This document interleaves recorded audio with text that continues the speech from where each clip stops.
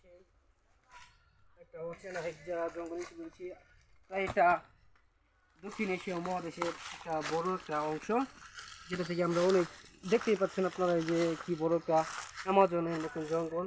সেখান থেকে আমরা অনেকটা কষ্ট করে ভিতর থেকে বেরিয়ে আসলাম। ওই যে আমরা দেখবো এদিকে এখন কি পাওয়া যায় আর কি।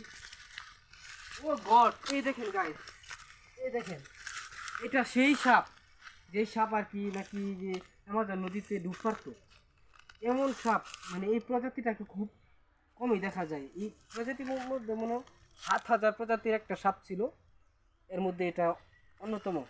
যা কিনা আর কি এই দেখতেই পাচ্ছেন আপনারা কত বড় ছিল আর কি। এই যে দেখেন হাড্ডি গুড্ডি, এই দেখেন সে মুরগিও খাইছে নি হাতে। তার মানে আমরা বুঝতে পারলাম যে এই জঙ্গলে আরো ভয়ঙ্কর ভয়ঙ্কর জিনিস আছে অবশ্যই। আমরা এখান থেকে এইসব থেকে আমরা দ্রুত বেরিয়ে আসবো, এমনকি আমরা চলে যাব এখানে আমাদের অন্য গন্তব্যস্থানে। আসেন।